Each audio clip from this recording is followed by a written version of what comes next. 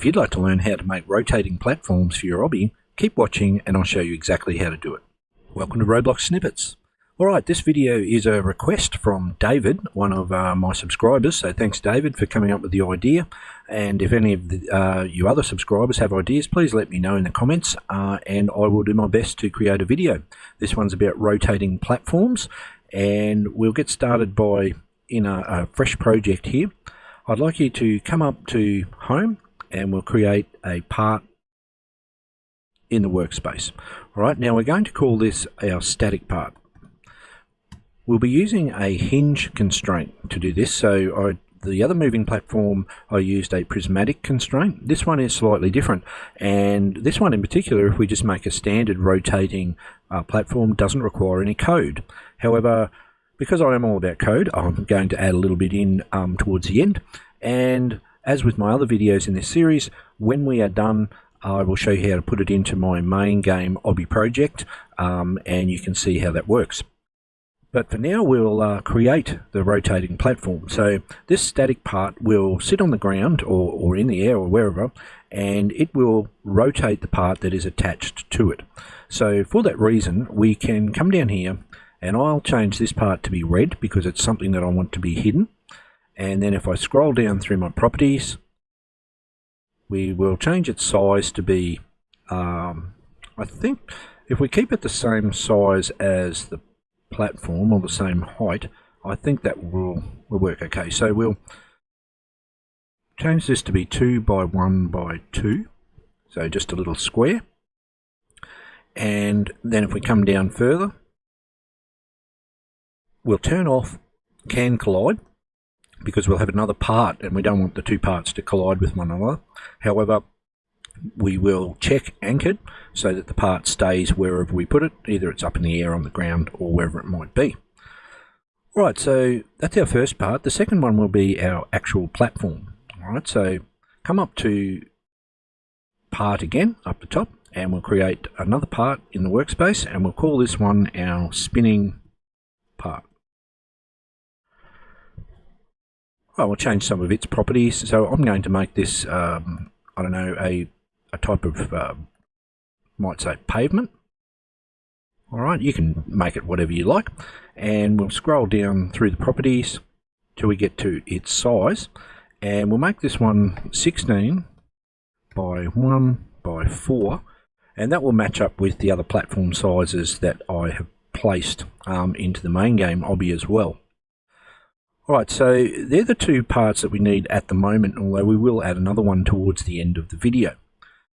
So now we need to add into our static part here the constraint that we're going to be using. So if you click on the plus next to it and start typing in hinge, alright, H-I, it'll come up here and you can left click to add it in. Now as with the other constraint, if we click on the hinge constraint and have a look at its properties, I'll just make this a bit bigger. We'll scroll down through these and you'll come to the attachment section, and we need to create these two attachments. So the static, if we click on the static part and then the plus, and in the search box start typing attachment, and when you see it, left click on it. You'll see that it doesn't have a number at the end. However, the one in the static part, we want to click on it once and then again, and at the very end add a 0. Okay, so not an O, but a 0, the number 0, or it won't work properly. Then up in the spinning part, we'll do the same thing again. So click on the plus, start typing attachment, left click on it, and this time we'll click on the attachment and then once again, and add a 1 at the end, so no spaces or gaps. And we have the two attachments that we can use in our hinge constraint. So left click on your hinge constraint and come and find the attachment section in their properties. Left click in next to the attachment 0 in the empty box and you'll get this little icon as your mouse cursor. So we want to come up and click on attachment 0 and the name will appear here next to it, and do the same thing for attachment 1. So left click in the box, come up and click on attachment 1 and you'll see a green outline has appeared around our parts. Alright, so when you click on the hinge constraint, you'll see you have this green outline. So you can see what's going on a little bit better.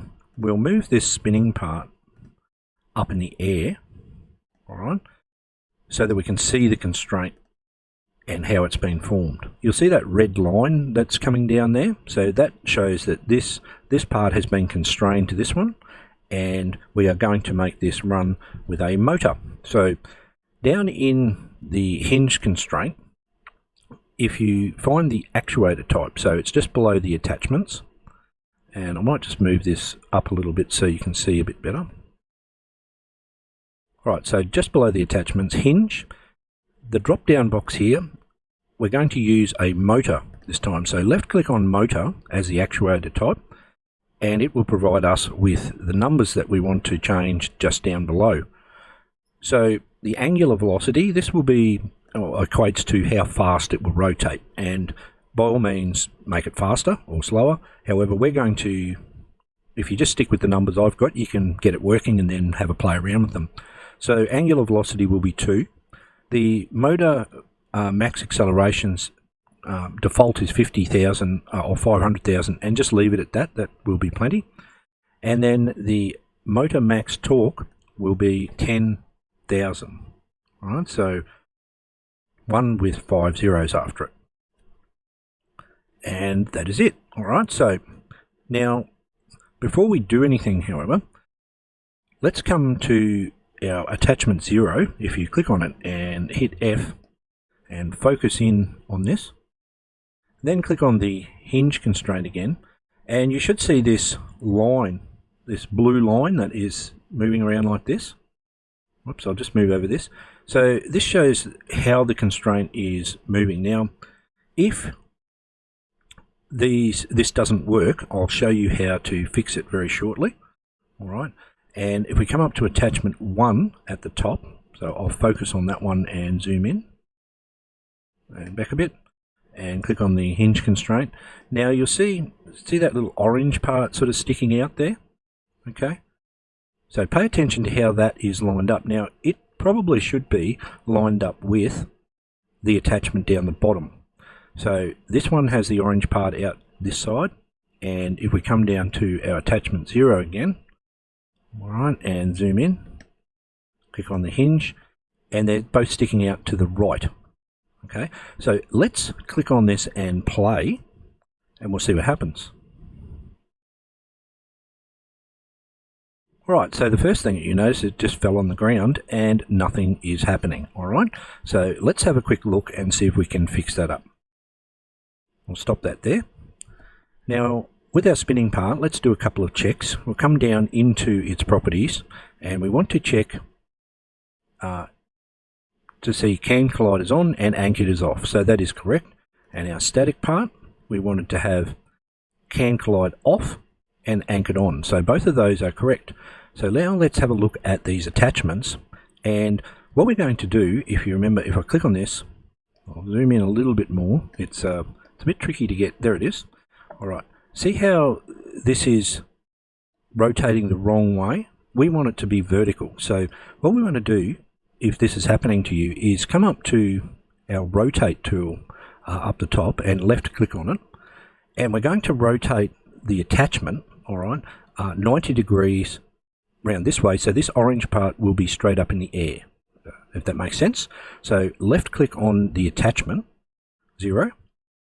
And then we want to come up to model and make sure you've clicked on the checkbox next to rotate and change this to 90, and then grab a hold of the handle and rotate it 1 click over to the left. Now if we click on our hinge constraint, you see this blue line is going round and round this way.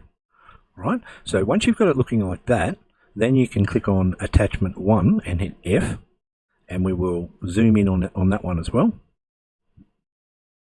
as close as we can. So if you hold down shift, sometimes you can get it to be just where you want it to be. It's being a bit annoying.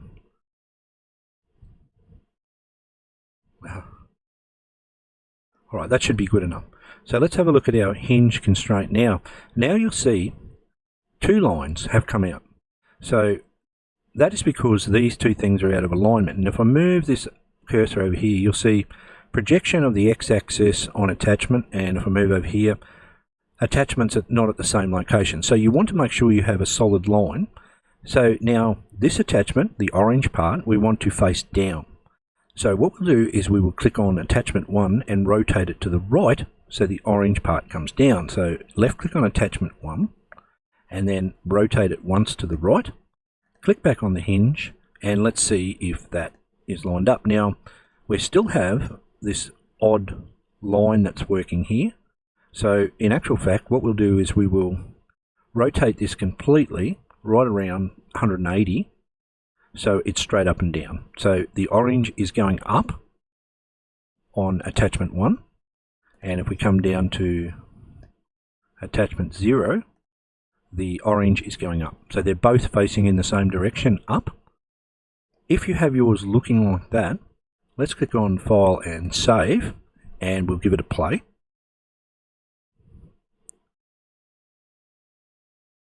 Alright, so if everything worked correctly, you should see something like this. Alright, our platform is rotating around our static part, and if I go ahead and jump on it, I can stand on the platform and it doesn't affect me. I don't slide off it, etc. And I just move around with it, which is just what we want. Right, so I'll just stop that there and we'll make a couple of adjustments. Right, the first thing that we'll do is just move back a little bit. We're going to move our spinning part so that it's the same position as our static part. So click on our static part and then come down into its properties and find position. Left click on it and Control or Command C to copy its position. Come up to the spinning part and in its position box, click in there and Control or Command V to paste and hit Enter, and it will align these two things exactly together. Now as I said, the static part doesn't need to be seen, so left click on it and up the top of its properties we'll find transparency and set it to 1, and now we'll just have the spinning platform. Alright, so that we can keep all this together, we'll click on the spinning part and then Command or Control and left click on static, so we select both of these, then right click and group as model, and this can be our spinning platform model. Now you can just use it like this. However, you may have noticed in my main game that I had a circular part. Now I originally tried to do this with a cylinder and I found that that is quite difficult, and I'll just show you why in case you were thinking of doing that. If we come in and under parts on the drop down and then under the drop down we choose cylinder and I choose the move tool. Now notice how the color and how these arrows are attached to the cylinder. If I put next to this, you don't have to do this, but if I put another just standard part next to this, you'll see on a standard part the green arrow, which is the y-axis, is up, and red is X and blue is Z. We click on this one and they're different. So Y is sort of over here, and for that reason it makes working with these constraints quite difficult. So I just wanted to point that out. However, we'll get rid of this square part and I would like you to add a cylinder into the workspace. So in case you missed how to do that, up under model where you see parts there's a drop down, and click on the drop down under part and choose cylinder, and we're going to make the cylinder the same sort of size across, diameter across, as our part here. So click on scale and we'll stretch it out a little bit for a start and back this way just to get it started. And we'll come down into its properties. Now we might make it the same as what our spinning part is here. So I chose a medium red, and so we'll make that a medium red as well, which is around here somewhere. There it is, medium red. And I also made this pavement, I believe, so they will look identical. And then moving down through its properties again, we'll come to its size, and you'll notice that it is, if we expand this, we'd like it to be the same height which will be, in this case, the X. So we're going to hit 1 on that one. And the Y, all right, it will be the same distance. So it'll be 16 and 16. So we'll put 16 here, all right, and 16 here. And we are all good. So now we'd like to align this with this part here. So the solid dot in the middle of this, and this one has a solid dot in the middle, we will take the spinning parts, which is our platform, and come down and grab its position and copy it, and then come back to our circle and left click in its position and paste it in, and you should see that it overlays and will be in the middle, so it won't be off center when we attempt to put this together. So we'll rename our part here, and we'll just call this our circle part, and we can drag that up into our model, so it's a part of our model now. And we're going to weld our circle part to this spinning part here. So to do that, come up to the move tool, and we're going to move the circle up above our spinning part just for the moment, like so. So you can see both. And this next part is important. So if you weld by selecting static and then welding to the circle part, it's not going to work correctly. So you need to make sure, to the spinning part here. So make sure that the circle part is selected first, then come up to Model and Constraints, and we want to click on the drop down, and then underneath Create, the drop down to come down and find Weld. When you do that, your mouse cursor will turn into a welder. Come down so that it's pretty well straight up and down on the spinning part in the workspace here, and left click. And you should see this green weld that has been created, and it appears under the circle part. All right. Now, once that has happened, you can then click on your circle part again. And if you haven't already changed anything, you should be able to come down into the position and Command or Control V to put that position back in again, which is not right. Sorry, I just posted the same thing in there. All right, so we want the spinning part position. So I'll copy that one, and we'll come up to the circle part, and we'll paste that in here. And it's not moving. All right, so we'll have to move it down ourselves, down to here. All right, so that it's in the middle of our spinning part. Now, obviously, you probably don't want both of these showing, but just for now, just leave it as it is, and we'll make sure that it actually works the way that it should. So now that's welded, come up and click on File and Save, and let's play.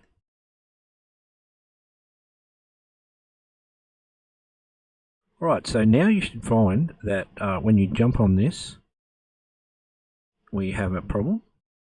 Right, so let's stop that there.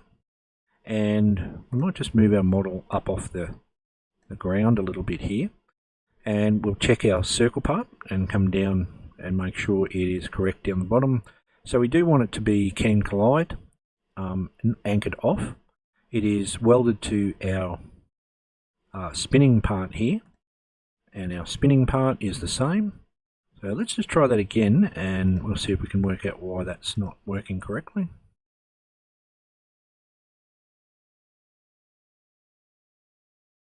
Alright, still not moving. Okay, I see where the problem was, and this could happen to you as well. When I click on the weld constraint, down here, if you check which parts are welded together, you'll see we have our circle part. However, I have welded it to the static part instead of the spinning part. So we can fix that by clearing part 1 in here and doing what we did with the attachment. So left click next to part 1 and instead come up and click on the spinning part. And now that should make the difference. I left this error in here because that could easily happen to you, and it is confusing if you're not sure what's going on. So let's click on File and Save and make sure that it is now working. And now you should find both parts are spinning around, and you can jump on it, and they're both working together. Now it looks a bit odd with that platform sticking out the ends, and having the round one. So as I promised, I'm going to add a little bit of code in here that will switch between showing the standard platform and the circular platform. So we'll stop the game running.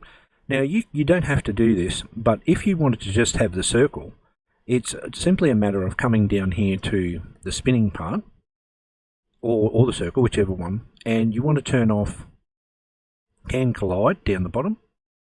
Alright, so turn off Can Collide and change its transparency up the top to be 1. So it's now invisible and you can't land on it.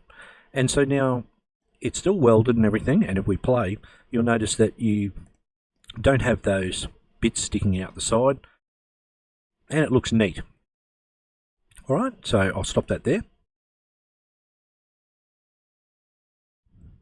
So I'll just show you how to add a bit of code so that you can switch back and forward between these, which could be a good challenge for your players to try and land on the platform at the right time. So to do that, come up to our spinning platform model and click on the plus, and we'll add a script. It's not very long, so it won't take us too long. And we'll call this our change platform script. Right, and we'll make this a little bit bigger and get rid of our hello world there. Right, so we're going to create a while loop. So we're going to say while true do. So this will run endlessly, and the two parts that we want to get a hold of are the circle part and the spinning part. Alright, so up here we'll create a variable. So we might just call the first one platform, and it will be script.parent.spinning part, and we'll call the other one circle, which will be script.parent.circle part. And then we can change their properties inside here. So we'll say we'll say platform dot transparency, and we'll make it invisible to start with, and then platform dot can collide will be equal to true. And whenever you do this, if you're switching back and forward, then we want to make the circle dot transparency the opposite here, so it will be 1 instead of 0. And circle.can collide will be equal to false. And then just below this, we'll put in a task.wait of say 3 seconds. So this will make it change between the standard platform and the circle every 3 seconds. So you can, of course, change this to make it shorter or longer or whatever you want. But then you can just take a copy of everything above the task.wait. So highlight it and Command or Control C, and drop a line below our task.wait and Command or Control V. And now we want to reverse all of these things down here. So 0 becomes 1, this true becomes false, this 1 becomes 0, and this false becomes true. And that is all we need to do. So you can come up and click on File and Save and give it a play.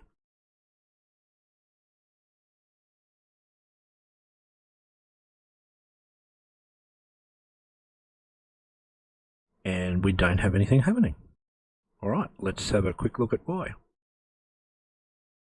Okay, discovered the error. Alright, we needed to take a copy of our task.wait and put it at the end, because it was going through very, very quickly, changing these things, but you didn't see the difference. So task.wait 3 here and here. Alright, let's click on File and Save and do it again. Right, I'm loaded in, and as you can see, we have a platform that is changing between a circle, and after 3 seconds it changes to just a platform, and we'll continue to do that over and over. So if that's all you need and you want to put it into your own project, I wish you luck. However, if you'd like to see how I add it into my main game Obby, stick around and I will do that next. Alright, if you've stuck around, then we will transfer what we've got here, our model spinning platform, into our main game Obby. So to do that, because everything once again is inside one model, we can zip it up like this and move it around, and all we need to do is right click on it, come down to Save to File, make sure you put it in a place where you can find it. I've created a resources folder in my project here, and I've called it Spinning Platform Model, and it's an RBXM file. Come over and click on Save, and I'll replace mine. So once you've done that, if you have a main game Obby you're going to work along with, open it up. I'm going to do the same, otherwise you can just follow along and watch what I do. I'll pause the video and bring up the other project. Alright, so I have my main game Obby here, and you'll notice it's up to number 5 up here, so this is my 5th obstacle that I've added in. And all we need to do is come up to the workspace, right click on it and insert from file, find our spinning platform model and click on open, and it should insert it into the workspace. Now we can move this, come up to home and grab our move tool, and we'll put it over the end here. So we're going to extend and put our goal part, I think, out here in the middle of nothingness for now, and we'll bring up our spinning part model up the top and zoom in a bit. And we want to make sure, see how the end part is sticking out there, so make sure it's close enough for players to jump onto, and rather than just having one, let's right click on it and duplicate it and move it across so that we have 2 spinning part models. Now let's say you wanted one to spin one way and one to spin the other way, so we'll leave the first one spinning the way we had it, but in the second one, if you just expand that and come down to our static part and inside of our hinge constraint, and we'll come right down into its settings, and where it's got angular velocity 2, just change that to a minus, and that will make it spin in the opposite direction. Okay, now I'll bring my goal part back over closer here, and we can give this a test. Now in this also, when you are testing, if you're running a game, right, so you don't have to run through the whole level to get up to something, you can come into your main script and you'll see that I have changed my checkpoint to 3 at the moment. However, I can probably put 4 in there because we've got the highest one up the top here. If we have a look at our checkpoints, oh, we don't, sorry, we do not have that. So let's create one. Alright, so we're going to create a checkpoint here. We'll simply duplicate our third one, and this is how easy it is when you code things this way. Move it to wherever you want it to be, and in my case I'll put it here at the end, and we'll just resize it a bit so that it's lines up nicely. Move that one over there and that one over there. Alright, and we want to change the number at the end to be 4, and that's all we need to do. And I can see that my platforms are actually a little bit out of alignment, so let's come down here and we'll move those over a bit. So, and maybe even a bit closer, we don't want to make it too difficult just at the moment. And I'll move the other one over there. There we go, so that looks pretty good. As I said in our main script, checkpoint 4 now. So let's give this a run once we save it like this and check it out. Alright, when I was making a video earlier, I set my spawn point out here in the middle of nowhere, but if I fall on the lava, you'll see I get taken to checkpoint 4, and like I said, the platforms are spinning in opposite directions, which is pretty cool, and it makes it a bit challenging to try and jump onto just these, but if you can jump onto the circle and get near the middle, you can probably try to get over, but it's pretty tricky. Alright, there we go, I managed to get on, and my goal is probably a little bit far away. So these are things you just need to test, and I can move that one back closer, and that's all you need to do, and we've added more to our ever-expanding Obby. So I look forward to seeing you in the next video, and we'll continue to add new obstacles into our Obby. I'll see you there. If you found this video useful, subscribe now. For more information about my online courses, go to mrbrendanross.com.